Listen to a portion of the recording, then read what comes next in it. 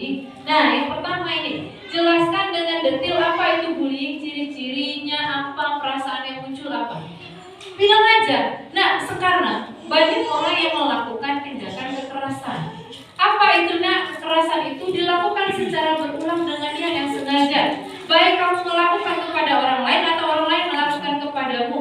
Apa ciri-cirinya? Pagi-pagi kamu disekat, tiap pagi kamu disekat, mau masuk ke kelas kamu disekat. Itu pelaku bullying. Maka itu tidak boleh, tidak bisa dibiarkan.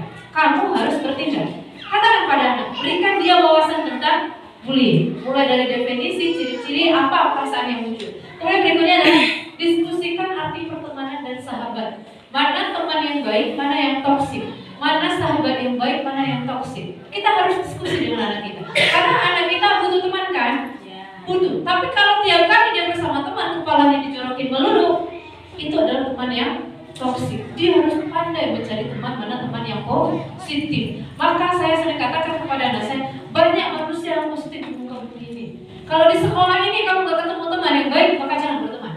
Akan ada Allah persiapkan teman yang baik, entah di yang mana. Kamu berdoa sama kamu. Jadi kalau kamu dijorokin terus sama temanmu, kepalamu, jangan berteman dengan dia. Berarti dia bukan teman yang baik. Carilah teman yang baik. Kalau kamu baik, nanti akan ada orang-orang yang baik untuk dirimu.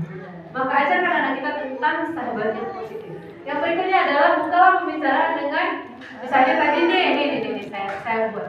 Tadi di sekolah main apa? Jadi jangan tanya belajar apa terus ya. Jadi anak kalau yang misalnya kemampuan akademiknya terbatas, kalau ibu nanya tadi belajar apa, itu menjadi tekanan ya, menjadi tekanan, menjadi beban bagi dia. Tanya tuh, tadi main apa?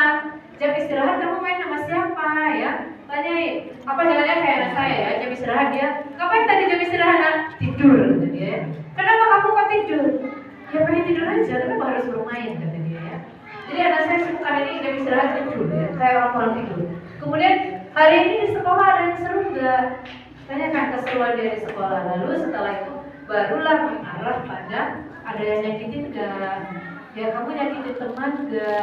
Dan lain sebagainya. Baru masuk ke situ. Sehingga harus ada komunikasi. Yang berikutnya adalah ajarkan sikap baik dan tegas karena tidak selamanya anak kita jadi korban. Jangan-jangan anak kita adalah pelaku. Maka ajarkan dia sikap yang baik. Lalu yang berikutnya adalah ajarkan cara melapor. Ke siapa dia harus melapor kalau dia menjadi korban kekerasan. Kemudian yang berikutnya, ini yang terakhir bisa ada satu saya lagi. Nah, nih berkaitan dengan cara melapor, sekolah harus punya kebijakan Ustaz. Ya, jadi yang pertama, sekolah harus memiliki arah kebijakan yang jelas ya tentang yang namanya penanganan bullying ya. Harus punya kebijakan. Kalau peluang itu ada kan? Yang namanya anak-anak bercampur dengan seumur dia, peluang dia akan menjadi pelaku dan korban bullying itu pasti ada ya. Maka sekolah harus punya arah kebijakan yang jelas. Kemudian siapa orang yang bertanggung jawab bisa dilapori. Harus ada satu staf di sekolah itu yang benar-benar concern menangani permasalahan bullying ya.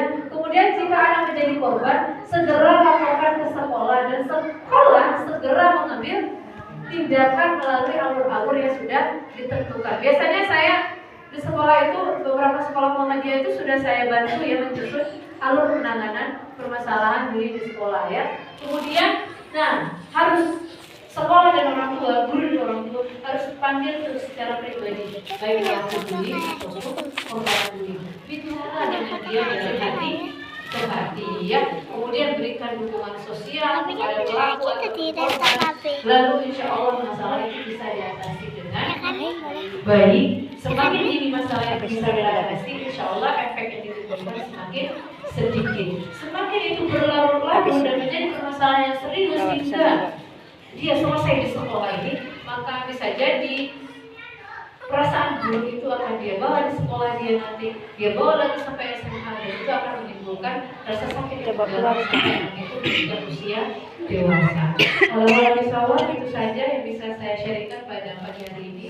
Bila ada yang tidak berkenan, saya minta maaf.